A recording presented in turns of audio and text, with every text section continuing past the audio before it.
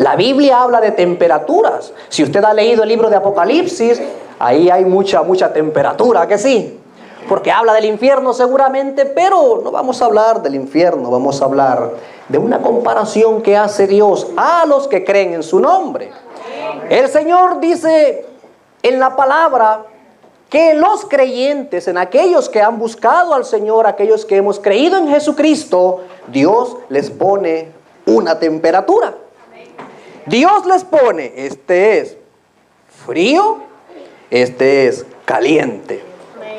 Dios hace esa comparación y nos clasifica por temperatura.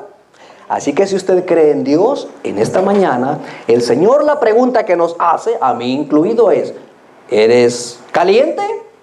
¿Eres frío? O aún peor, lo que aborrece el Señor, a los tibios. La palabra de esta mañana es sobre la inconstancia.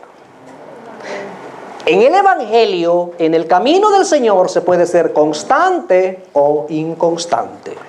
Amén. Vamos a leer la palabra del Señor, vamos a buscar la palabra de Dios y luego vamos a desarrollar el tema. Si usted ha traído Biblia, acompáñeme al libro de Hebreos. Libro de Hebreos, y vamos a leer la palabra en el capítulo 10. Si usted trajo Biblia, búsquelo por favor, vaya buscándolo. Y vamos a leerlo todo porque es importante que usted sepa que lo que nosotros predicamos tiene como fundamento la palabra de Dios. Yo no puedo traerle pensamientos, opiniones mías, porque son vanas. Pero si es la palabra de Dios, tiene poder. Buscamos el capítulo 10 del libro de Hebreos. Y hay una palabra, hermanos, ahí. Yo le iba a poner de título fluctuar, porque es una palabra que tiene mucho que ver con el tema que vamos a hablar, de si somos fríos, de si somos calientes. Pues ahí hay una palabra en la Biblia que yo muchas veces lo he dicho, yo antes la leía fluctuar y seguía leyendo. Pero un día me paré y dije, no, tengo que buscar el significado de esta palabra. Le iba a poner como tema la fluctuación, pero digo, ay, un poco complicado. Entonces le pusimos, le dejé de tema a la predicación como una ola del mar. Si usted quiere, le pone como las olas del mar, pero o más cortito. Lo importante es que usted se acuerde, porque si usted se acuerda del título, usted se va a acordar de gran parte de la predicación. Como una ola. Ay, qué bonito el título, ¿no? Hay una canción por ahí, ¿no? Ay, hermanitos, ahí esos los más espirituales, ¿cómo era? Llegó a mi vida. Ojalá que haya sido Cristo.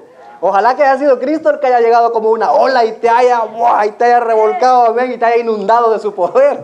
No estés pensando en el mundo, hermano. Tremendo. Medio menciona uno y se levantan aquí. Vamos a leer capítulo 10 de Hebreos. Aquí está esta palabrita tan interesante que es la que el Señor va a usar esta mañana para hablarnos.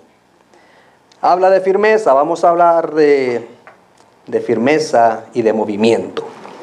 Vamos a leer la palabra, vamos a hacerlo en el nombre del Padre, en el nombre del Hijo y con la unción del Espíritu Santo. Usted diga amén. Amén. Leemos la palabra, libro de Hebreos, capítulo 10, versículo 23.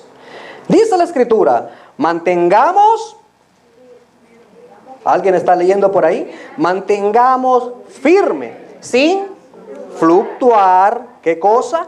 La profesión de nuestra esperanza. ¿Por qué? Porque fiel es el que prometió. Oremos, hermano. Padre bueno, te damos gracias por este momento. Te damos gracias por la bendición de tenernos en este lugar escuchando tu preciosa palabra. Señor, tu palabra es bendita, pero nosotros ahora queremos pedirte que bendigas al que la escucha. Ábrenos la mente, háblanos al corazón, para que esta palabra, Señor, no solamente se quede con ser poderosa, sino que nos bendiga con su poder. En el nombre de Jesús. Amén. Amén. Pues la pregunta es bien sencilla, hermanos, y usted ya seguramente solo con esto usted ya entendió el mensaje, usted ya sé de lo que van a hablar. Van a hablar de esa gente que no es ni caliente ni frío, sino que es, como dicen, half and half, alguien, eso, mitad y mitad, ¿no? El inglés, yo hablo un montón de idiomas, pero una palabra de cada idioma. No, sino que, hermanos, Dios es bien claro. En este mensaje, Dios nos va a hablar de movimiento. Por eso yo le he puesto el título como una ola. ¿Cuántos han visto olas por aquí? El verano ahí no les alcanza el tiempo para estar mirando las olas, ¿no? Ese bello movimiento que tiene el mar, que se mueve, y qué bonito y qué relajante. Pues fíjese que el Señor, luego vamos a ir a otro capítulo, usa como ejemplo este movimiento para describirnos a nosotros una parte mala del cristiano. Un cristiano que está moviéndose, hermanos, sin rumbo. Un cristiano que no tiene firmeza. Por eso acabamos de leer en el libro de Hebreos que es necesario que nosotros nos mantengamos firmes. Fíjese que en el pueblo de Dios siempre, hermanos, ha habido ese movimiento. Yo me estaba recordando una broma de un payasito. Fuimos por allá a un cumpleaños y hizo una broma. Pero somos así, como el cristiano chino. No de nacionalidad chino, sino que ahora sí, ahora no. Ahora sí, ahora somos así. Vamos emocionadamente y hermanos, ay no sé qué. Sí, ahora sí, y vamos. Y viene un pequeño problemita. Ahora no. Sí, ahora no. Ahora sí, ahora no. Hermanos, al Señor eso no le gusta. Al Señor eso no le gusta. La Biblia nos habla de firmeza. Y le voy a decir algo, hermanos. Tal como están los tiempos ahora mismo, no hace falta que usted se mueva. El mundo lo mueve solo. Estaba escuchando una hermana me dijo, mírate esta predicación, no sé qué. Y me encantó un punto. Dice el predicador, ¿cuántas horas duerme usted, por ejemplo? 8, 7, 6, 20. Hay unos que son muy dormilones. Pero él hacía una reflexión. Dice, mira, si tú duermes 7 horas, o ya sea que duermes, da igual. Y resta de 24 horas, resta ese tiempo. Entonces te quedan como 15, te quedan 16 horas. 16 horas, dice el predicador, era una reflexión que él hacía. 16 horas que nosotros estamos caminando, trabajando, viviendo en el territorio del enemigo. Tremenda reflexión, a mí se me quedó muy grabado. Dice, mientras estás dormido, pues mira, el Señor ahí está, y como no tienes mucha cosa para pecar, pues estás como quietito. O sea que usted cuando duerme peca menos, amén. Pero en cuanto se levanta, manos a la obra. Decía el predicador, hermanos, mientras no estamos dormidos, si usted está trabajando, usted está en el territorio del diablo. A no ser que usted trabaje en un lugar cristiano, donde el jefe sea pastor, donde el seguridad sea ujier, donde sus compañeros sean todos miembros de una congregación. Creo que no hay empresas así, ¿verdad? Y si las hay, Dios las bendiga. Pero si usted trabaja en una casa donde los que están a su alrededor son inconversos, usted está en territorio del enemigo. Si usted tiene un trabajo, hermanos, el que sea, si eso no es un trabajo completamente del Señor, si tiene algo de secular, ese es un territorio del diablo. Además, le voy a decir algo, mientras usted esté en el planeta Tierra, usted se está moviendo en el territorio del diablo. Y esa era la reflexión que a mí me encantó, porque digo, wow, o sea, le da uno de qué pensar. ¿Qué quiero decir con esto? Que la necesidad de estar firmes es muy urgente. Porque aunque usted no se mueva, el mundo lo está moviendo.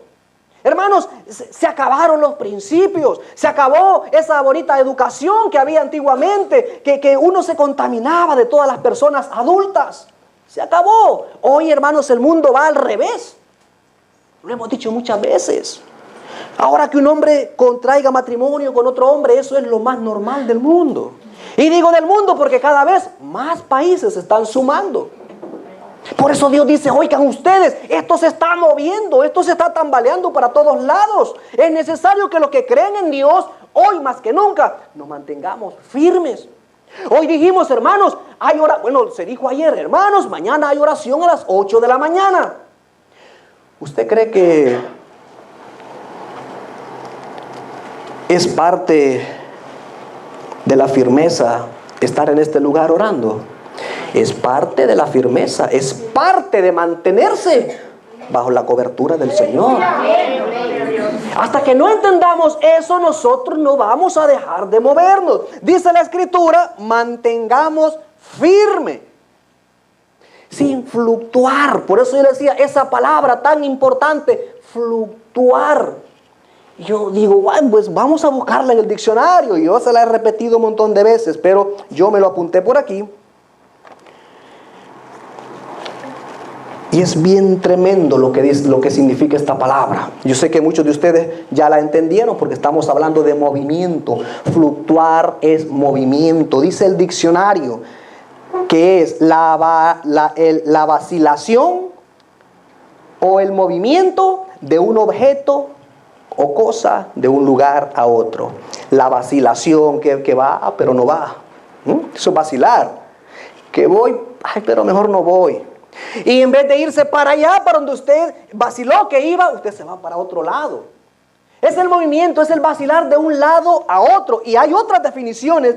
Dice sobre las olas del mar, dice la definición 2, movimiento sin rumbo de algo que varía constantemente. Yo no sé si usted ha conocido o recordará personas que los hemos tenido en la iglesia y estaban ahí sirviendo y parecía, hermanos, que iban al mismo ritmo que el Señor quiere. Pero es bien triste cuando pasa el tiempo y la hermanita, ya empezó que ya solo venía los sábados. Es que le salió un trabajo. Vale. Y los martes, ya no vino. ¡Wow! Y todos hemos conocido personas así, que parecía que llevaban una dirección hacia adelante, la dirección que quiere el Señor, la que exige para todos nosotros. Pero que de pronto, como dice la definición del diccionario, no la Biblia, sino el diccionario secular, movimiento sin rumbo de algo que varía constantemente. Y la definición número 4, estamos en el diccionario, luego vamos a ir a la Biblia. Esto es bien tremendo. Dice, algo que crece y disminuye alternativamente. O sea, que crece, pero que a la misma vez deja de crecer. Y ni siquiera es que deja de crecer, sino que disminuye. Eso es tremendo para un cristiano que empezó bien, un cristiano que no se perdía oración, un cristiano que no se perdía culto, un cristiano que llevaba ese ritmo, esa dirección que el Señor quería, pero de pronto dejó de crecer. Es que en el Señor lo que yo entiendo es esto. Estamos con el diccionario, luego vamos a la Biblia. Dice que crece y disminuye constantemente. Yo estaba pensando y digo, pero si una persona o algo deja de crecer, pues se quedó ahí. En el Señor ni siquiera es así. En el Señor el que no crece disminuye. Entienda esta palabra. En el Señor dejar de crecer ni siquiera es quedarse ahí. Cuando usted deja de crecer en el Evangelio, cuando usted deja de crecer en la búsqueda del Señor, usted disminuye automáticamente. ¿Usted entiende esa palabra? Guárdesela, porque cuando usted le da prioridad a otras cosas, usted ni siquiera está dejando de crecer, que el llamado de Dios es que nosotros crezcamos espiritualmente, que cada día que pasa nosotros podamos crecer espiritualmente. Quizás no crezcamos en la economía porque son nuestros pensamientos, crecer en la economía, crecer en esto, crecer en otro, son responsabilidades que hay que atender.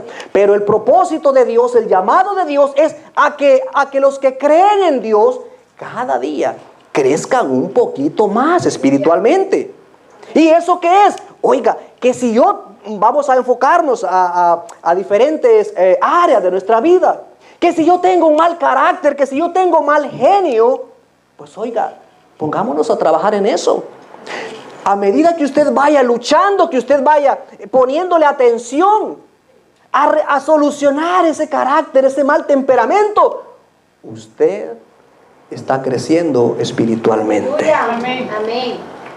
Usted tiene un conocimiento de la palabra. Es que mire, es que yo llevo tantos años en el Evangelio, he estudiado la Biblia, lea un poco más. Escuche más predicación de Dios. Y usted va a estar creciendo espiritualmente, conociendo a Dios. Pero el problema es, como decía la definición del diccionario, que si usted se conforma y usted estaba creciendo, pero llegó un momento que dijo, bueno, ya está bien, si yo voy los sábados a la iglesia, yo voy los martes, incluso los domingos. Yo creo que si solamente voy los sábados no pasa nada, porque yo llevo 30, llevo 40 años y en ese tiempo yo he crecido, yo conozco la Biblia de pasta a pasta. En el Evangelio, hermanos, cuando uno pone un stop al ritmo, ni siquiera se queda ahí, sino que disminuye. Y entonces caemos en esta definición del diccionario de la lengua española, que dice que crece y disminuye alternativamente. En el libro de Apocalipsis, hermanos, hay una llamada de atención a las iglesias que están en Asia. Y a la iglesia de la Odisea, Dios le dice, como le dice a las demás iglesias, yo conozco tus obras. Y esa palabra es bien tremenda para nosotros. O sea, nosotros podemos decirle al pastor, lo que sea, no, pastor, yo tengo, porque siempre es así, tenemos siempre excusa, tenemos siempre argumento para descuidar el crecimiento espiritual. No, es que mi trabajo, es verdad, hay personas que el horario de trabajo no les permite. Pero a veces Dios sabe que es un argumento no válido. Por eso cuando en Apocalipsis, el capítulo 3, 3:16, ahí dice, yo conozco tus obras. Tú no tienes un ritmo así en línea recta. No eres frío, dice el Señor. Ni siquiera eres caliente. Escuché el otro día, estábamos hablando con un hermano abajo y hablábamos de las personas que a veces, hermanos, están inconstantes. Que ahora sí, ahora no, como decíamos al principio, y tienen esa lucha, pero ahora adoramos al Señor, ahora ya no. Ahora hay otra gente que simplemente le dice, mira, yo no quiero saber nada de Dios. Hay gente que claramente lo dice. Yo no quiero saber de Dios, eso es mentira, eso. Y bien interesante lo que decía el hermano. Decía, a mí me da más miedo, fíjese, me da más miedo alguien que está ahora sí, ahora no, ahora sí. O sea, hay una persona inconstante. Me da más miedo, decía el hermanito, que una persona que definitivamente se declara que no quiero de Dios. ¿Por qué? Porque esa persona es completamente fría. Con esa persona que es completamente fría, Dios tiene mucho trabajo. Y Dios puede cambiarlo de un día para otro. Dios puede visitar su vida y puede cambiarlo. Pero con una persona inconstante, el Señor lo tiene complicado. Porque es una persona que cree a ratitos. Es una persona que adora a Dios, pero a ratitos. Luego está alabando, y luego, hermanos, está ahí, pero enfurecido por un problema, decepcionado por un problema, triste por una enfermedad, porque no entendió. No entendió y entonces empieza a vacilar, como decía el diccionario. Ahora sí vamos a la Biblia, y esto es muy importante. Yo quiero que vayamos al Evangelio. Vamos al Evangelio de San Lucas. Esta mañana el hermano abría la reunión y estaba leyendo el Salmo 138. ¿Sí, verdad, hermano? Tenía la duda si era 128, bueno, el 138. Y me llamó la atención que decía en el versículo 9, Dios cumplirá su propósito en mí. Dios cumplirá su propósito en mí. Pero no se quede con eso, medite, ¿cuál es el propósito de Dios con mi vida? O sea, la Biblia me enseña que Dios tiene un propósito para mi vida. Que me haga millonario. No, hermanos, olvídese. Al revés, usted va a sufrir en el Evangelio. Usted se va a seguir enfermando en el Evangelio. Pero el propósito de Dios va más allá de las cosas materiales. El propósito de Dios desde el principio de la creación es que el hombre sea salvo.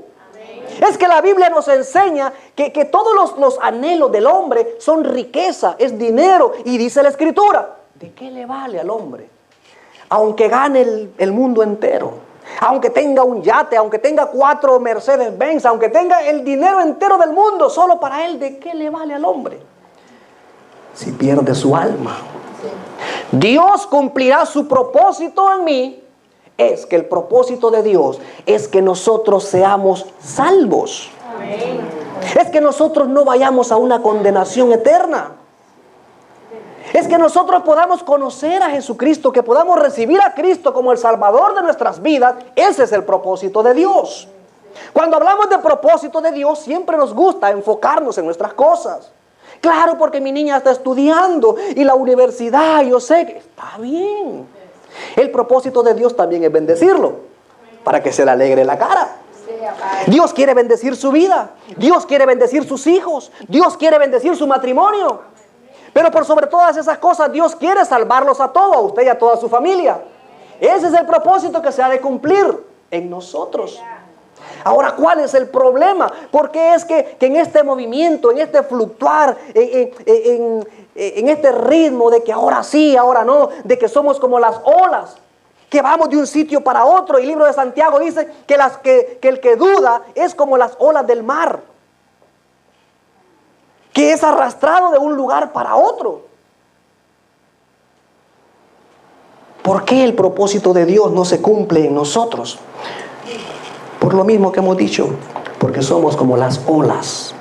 Llevamos una vida en constante movimiento. Ahora me acerco a Dios porque tengo una necesidad. Ahora me acerco a Dios porque mi hijo está enfermo y necesito que oren por él. Ahora me acerco a Dios porque me quedé sin trabajo y ahora he descubierto que necesito a Dios. Y vienes y se ora y el Señor tiene misericordia y bendice tu vida.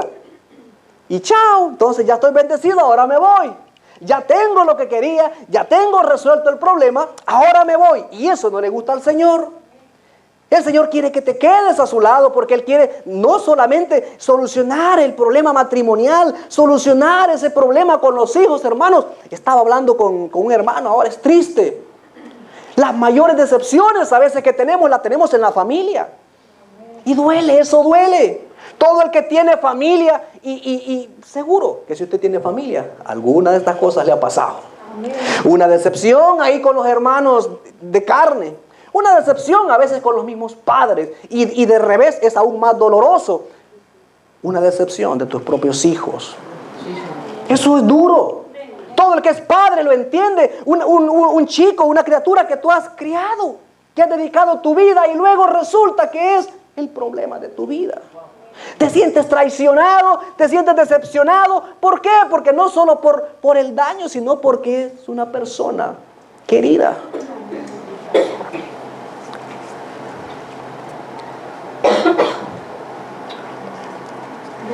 ¿Sabe, hermano? Eso le pasa al Señor.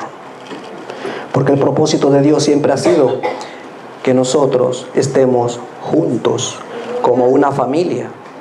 Que no vaya uno por un lado, otro por otro lado y está el padre de familia ahí preocupado por el hijo que se le fue para otro lado, el hijo que se le fue a las drogas, el hijo que anda en unas cosas que al padre no le agradan. Ese dolor lo siente el Señor. Y ese no era el propósito de Dios. Desde el principio de la creación, Dios nos creó para bendecirnos y para darnos vida eterna. Amén. Vamos al Evangelio de San Lucas. Estamos en el capítulo 2.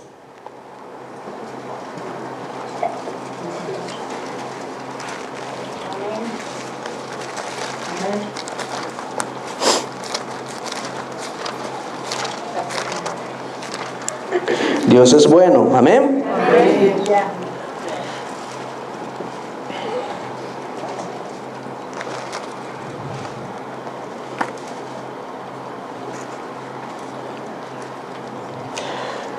Hermanos, vamos al capítulo 13, capítulo 13 de Lucas. Estamos viendo el propósito de Dios para su pueblo. Que nos mantengamos firmes en nuestra fe. Porque el propósito de Dios es tenernos juntos, como una familia, como un pueblo unido. Y en el Evangelio de San Lucas, en el capítulo 13, hay un lamento de Dios. De que el propósito no se cumple, de que el propósito no hay manera que se cumpla. Una y otra vez Dios sigue con su afán de bendecir a su pueblo, de salvar a su pueblo. Y el hombre desobedece. Y Dios vuelve a intentarlo una y otra vez. El hombre desobedece y Dios, en vez de derramar un castigo como lo merecemos, Dios vuelve a tener misericordia. El pueblo había pecado, el pueblo se había alejado de Dios, el pueblo había desobedecido los mandamientos del Señor. Pero el Señor tiene un plan B, y ese plan B se llama Jesucristo. Dios dijo, tengo que rescatarlos, tengo que de alguna manera volver a intentar el propósito que yo tengo. Esta gente se está moviendo de un lado para otro, no tienen rumbo, van como las olas del mar, para aquí, para allá, ahora sí, ahora no. Les voy a mandar una solución. Y ahí les mandó a Jesucristo para que perdonara los pecados, y como dice la Escritura, que el Hijo de Dios vino para buscar y salvar lo que se había perdido.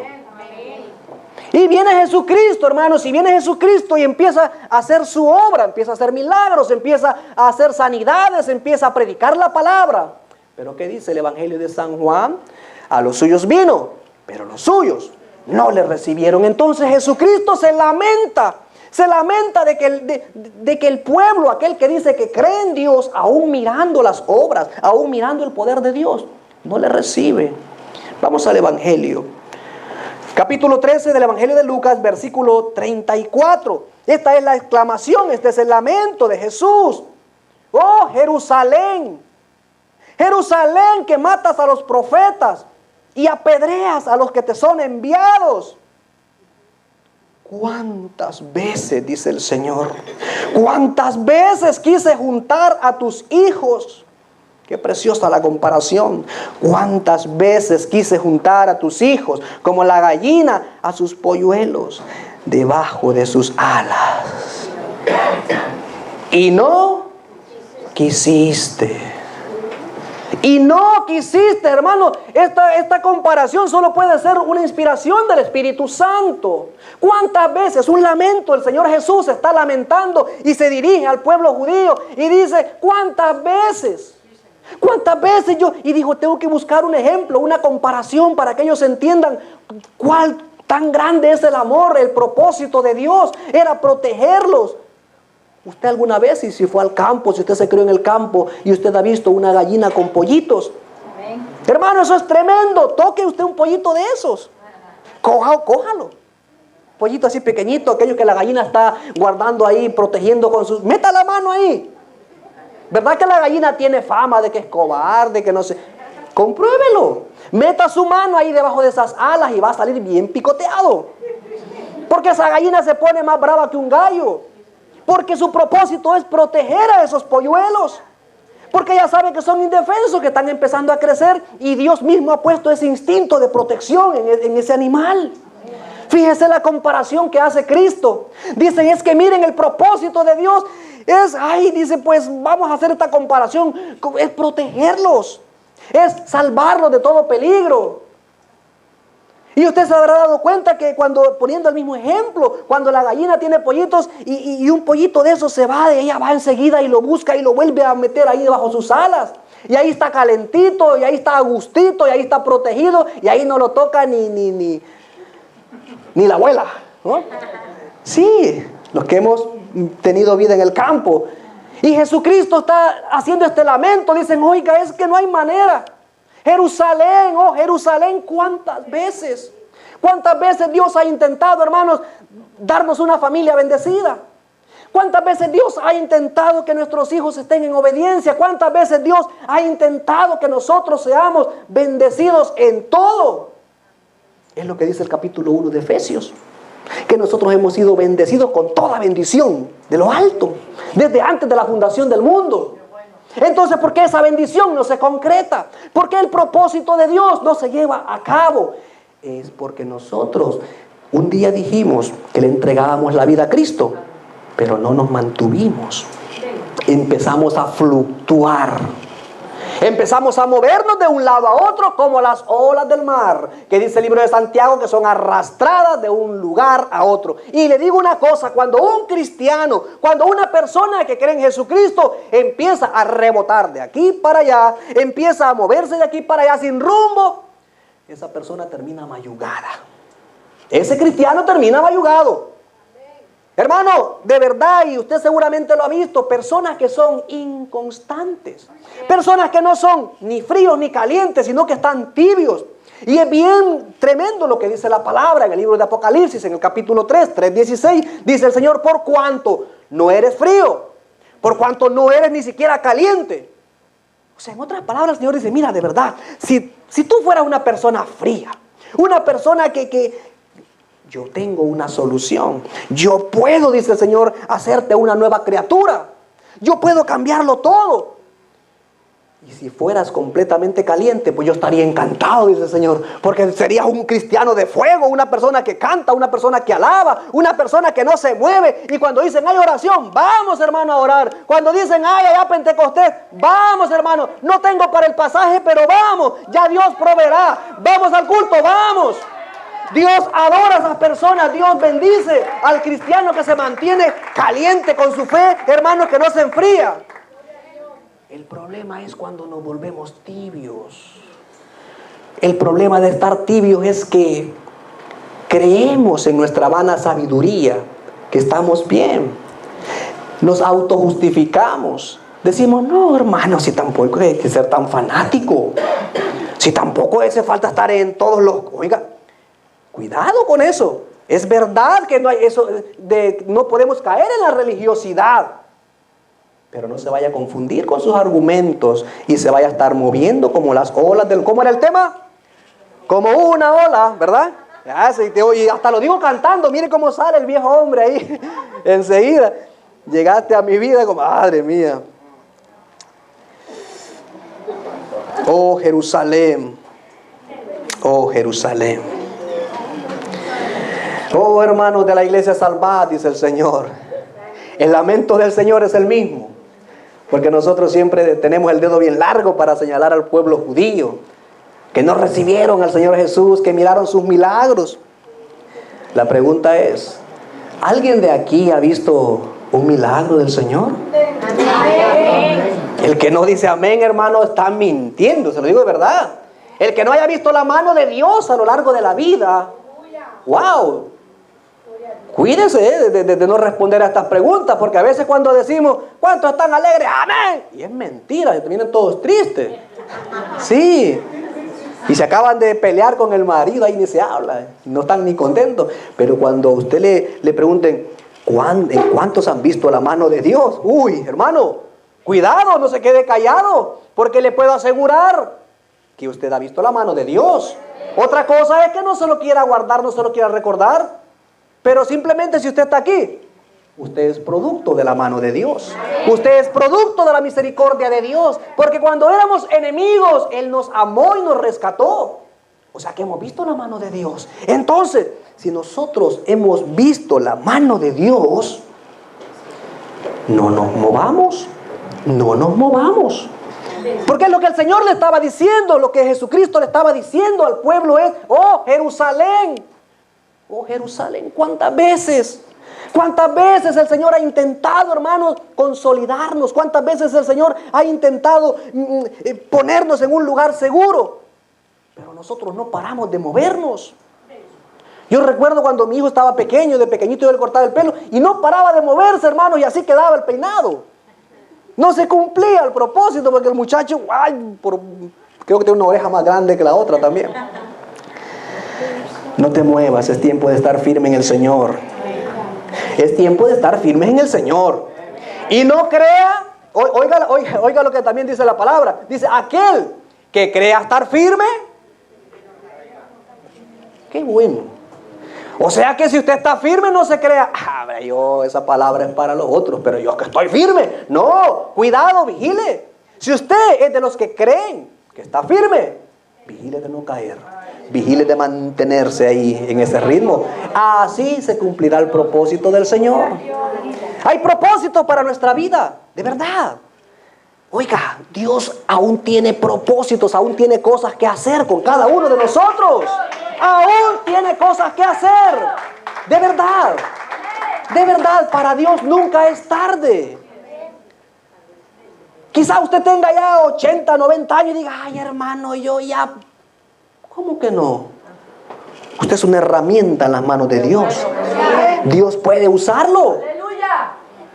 No, yo soy un muchacho. Yo ayer hablaba con un muchacho y yo le decía, oye, yo a ti te admiraba porque tú eras un niño que yo me sorprendía. Y se lo digo de verdad, se lo dije a él. Wow, si yo veo a los niños, por ser niños, pues ellos están aquí como un poco aburriditos, empiezan alegres, pero luego ya se quieren ir a la escuelita. Este niño no, y le digo niño porque era un niño. Y yo lo veía ahí alabando, aplaudiendo como un adulto. Y cuando decíamos, vamos a orar, el muchachito oraba. Yo dije, wow, yo lo veía,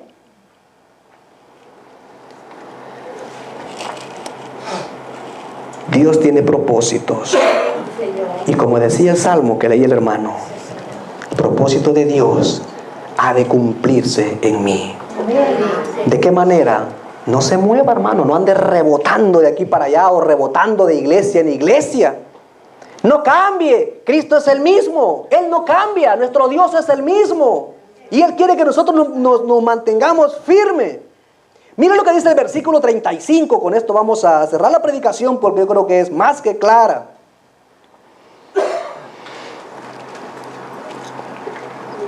Versículo 35 del capítulo 13 de Hebreos dice, he aquí, ponga atención a esto, aprenda. Perdón, de Lucas, hermano, sí. Una persona está atenta. Yo lo hago para probarlo, a ver si usted me está siguiendo. Yo no me equivoco. Yo no me equivoco nunca. Estamos en el Evangelio de San Lucas, capítulo 13. Después que el propósito nos explica claramente que el propósito de Dios es protegernos, como la gallina protege a sus polluelos, los pone debajo de sus alas.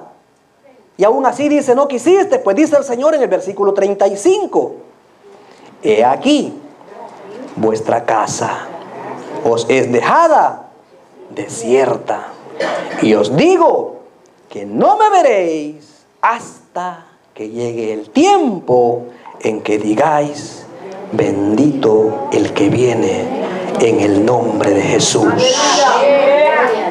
Amén.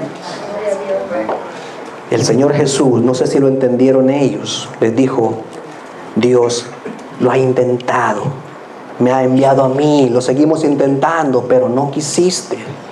Ahora dice el versículo 35, mira tu casa. Se lo traduzco, para nosotros también, no fue solo para ellos. Mira tu vida. Mira tu vida. ¿Cómo está nuestra vida? Aleluya. La mitad de nuestros fracasos, hermanos, es porque no queremos coger el ritmo de Dios. Y nos estamos moviendo. Hablo de nosotros ahora. Jesucristo se dirigió a ellos y les dijo, no quisisteis. Dios ha intentado rescatarlos, Dios ha intentado bendecirlos, pero no quisiste. Y el versículo 35, se lo digo porque lo leí en otra versión, y dice, mira tu casa. En la Reina Valera dice, he aquí. En otra versión dice, mira ahora tu casa.